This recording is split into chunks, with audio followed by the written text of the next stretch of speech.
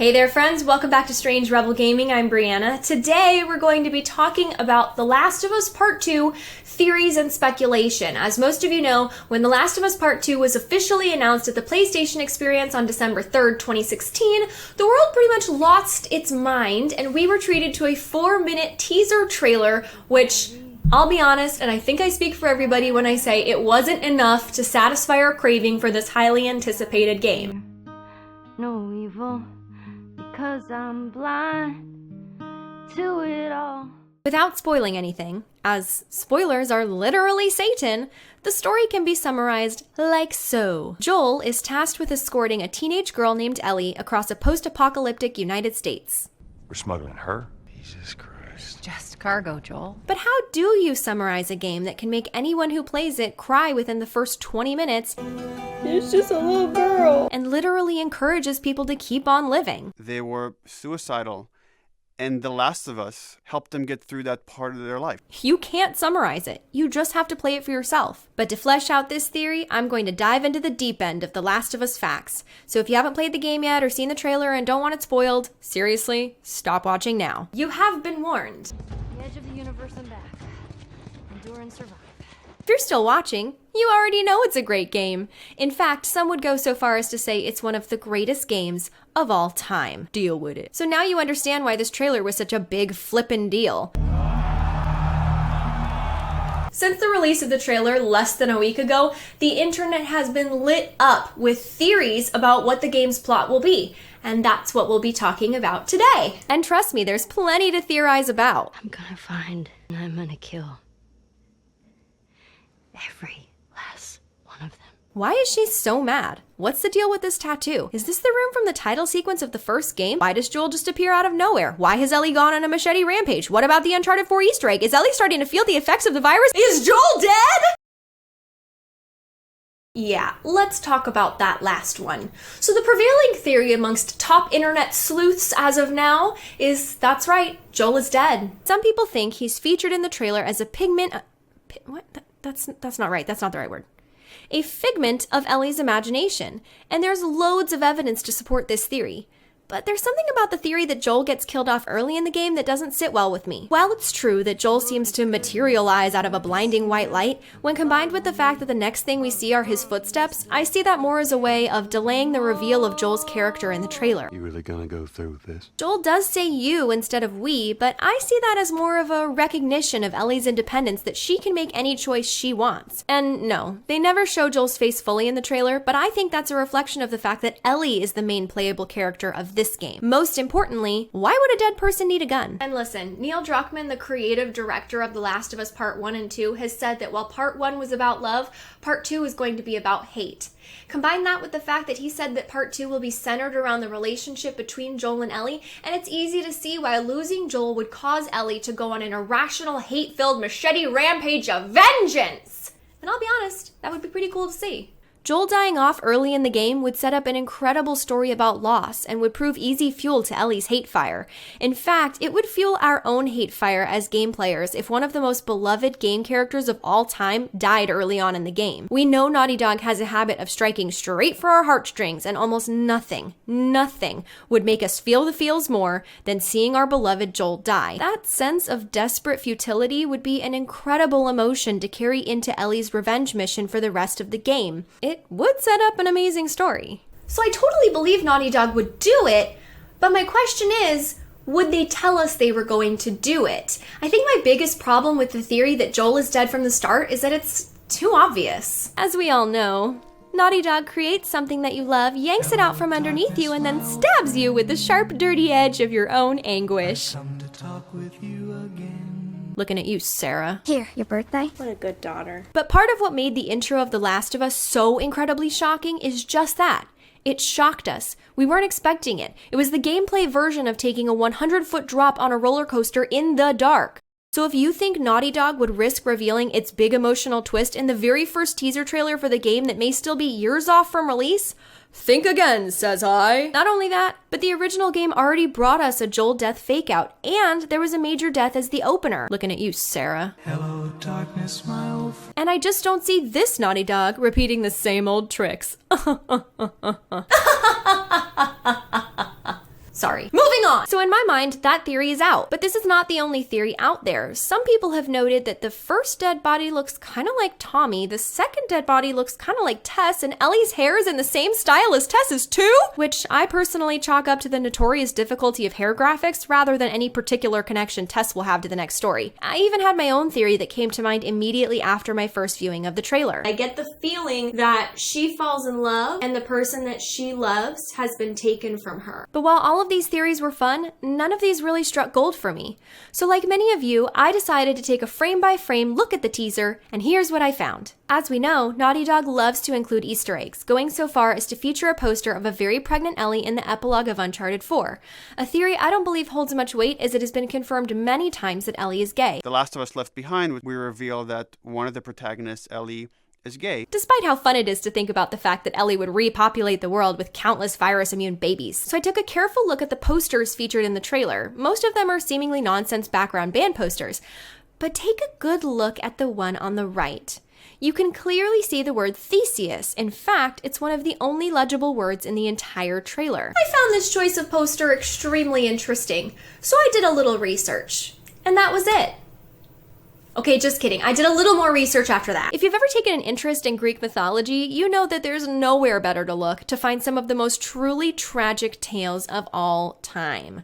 Persephone, Odysseus, Atlas, well, I mean, they're all kind of sad. Greek mythology might as well be called "You're All Doomed." Theseus, however, is a tale of a Greek hero and starts off pretty jolly indeed.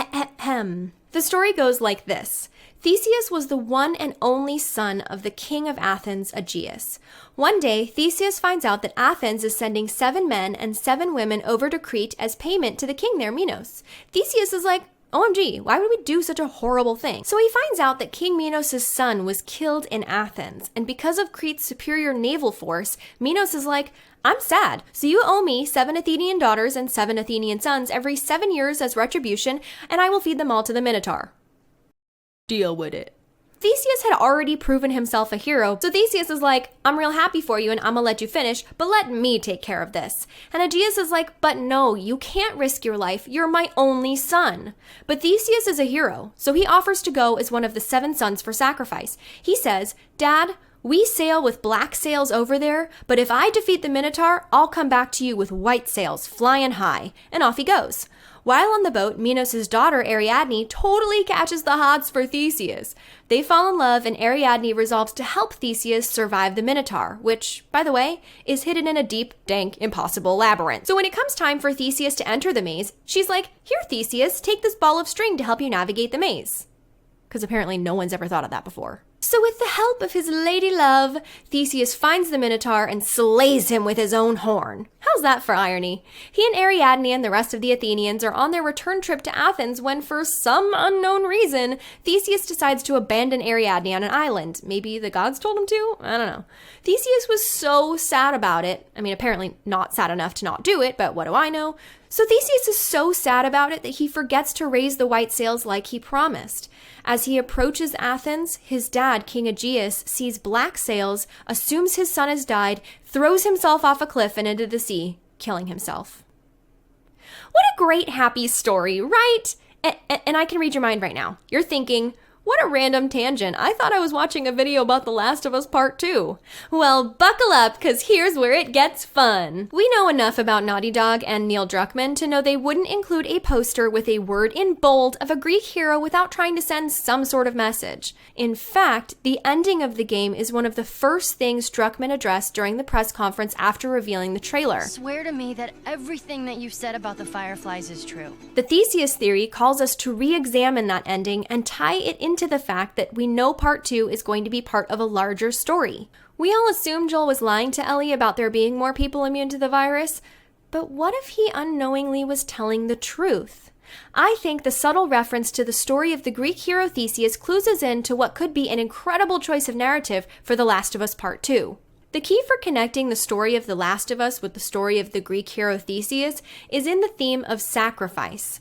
One of the driving factors behind the story of Part 1 is the idea that Ellie is immune to the virus, so Joel has to escort her to the headquarters of the Fireflies so that they can try to figure out why she's immune and, save humanity. Little do Joel or Ellie know, the Fireflies only have one desperate plan: to do open brain surgery to poke around and see what they can find, and oh well, it'll definitely kill her. The game revolves around this idea that Ellie is the only person to have ever been immune to the virus. But if you think about it, the likelihood of that is actually outrageous. If Ellie is immune, she's not the only one. And if Ellie finds out that the Fireflies have been tracking down and experimenting on other immune people against their will, she's going to have a burning anger and passion to protect them, like Joel protected her. Does that sound familiar? Oh yeah, kind of like Theseus risking his life to end the sacrifices of innocent people to the Minotaur. We also know that Neil Druckmann has stated there will be a secondary LGBT character in The Last of Us 2 besides Ellie, so it's not that far off to assume that Ellie will be getting a love interest in Part 2. What do you want to bet that love interest is a member of the Fireflies and helps Ellie bring it down? Just like Ariadne fell in love with Theseus and gave him a ball of string to help him navigate the labyrinth, Ellie's potential love interest could give her vital inside information to help bring down the Fireflies. But where's the proof that the Fireflies are going to be the main conflict in this game anyway? The obvious answer is that the Fireflies logo can be seen on a sign outside the compound that Ellie has just infiltrated. But by looking at the larger story, a conflict with the Fireflies is almost inevitable in Part 2 after how Joel left it off with Marlene in Part 1.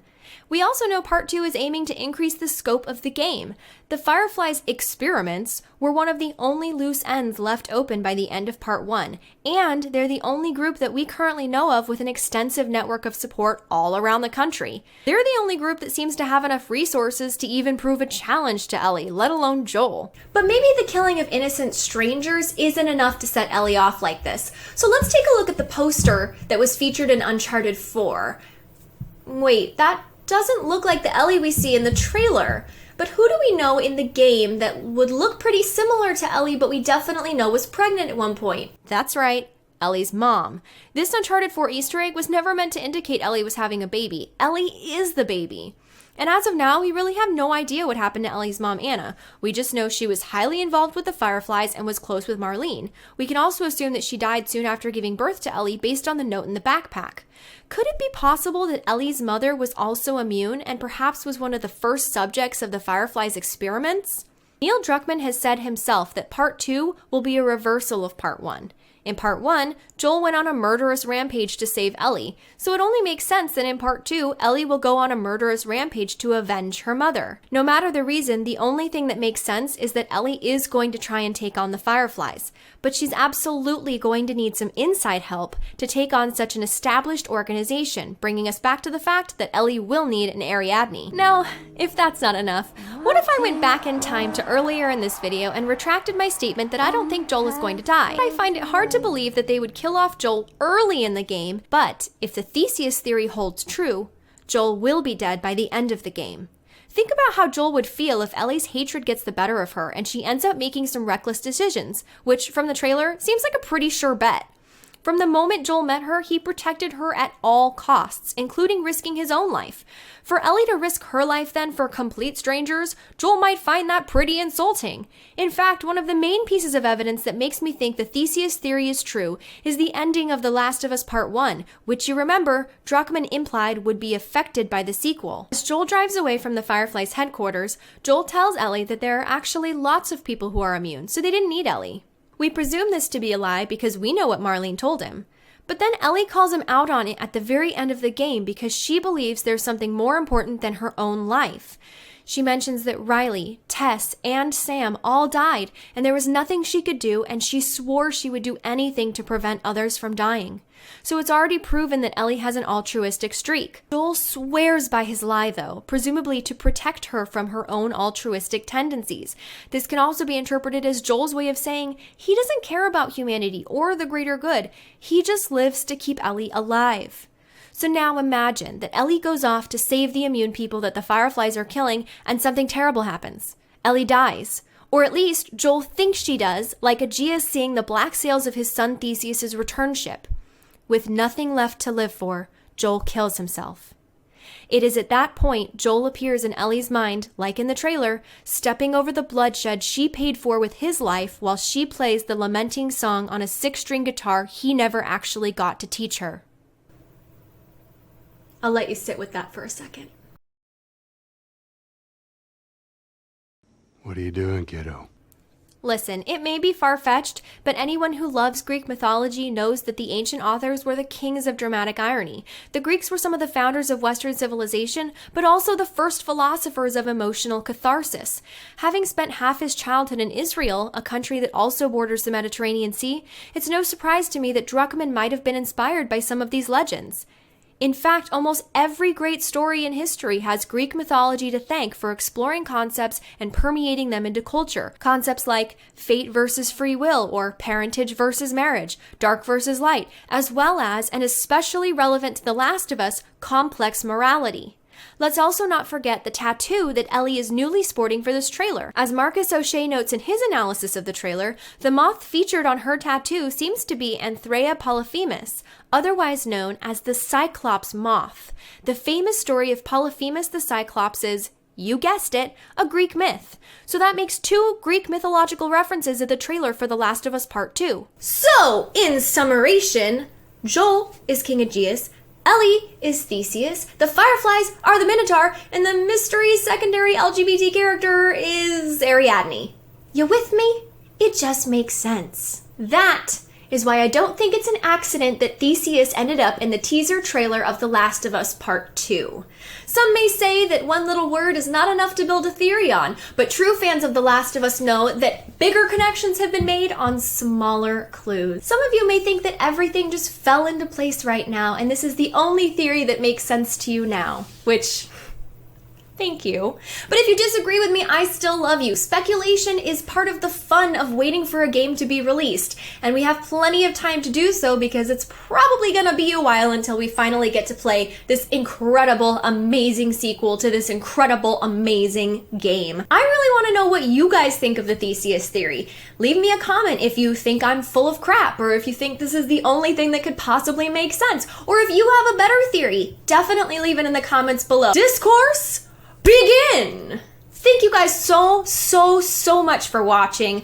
Don't forget to hit the like button if you enjoyed it. Share it with all your friends so they can enjoy it too. And don't forget to subscribe to Strange Rebel Gaming so you don't miss the next episode. Whether that be a Final Fantasy, a Tomb Raider, a Walking Dead, I do lots of different Let's Plays, but who knows which one's gonna be next. Make sure you're subscribed and hit the notification button because, as you know, subscriptions are all messed up. Everybody knows that now. That's all. Whew! That's all. I love you guys. Bye!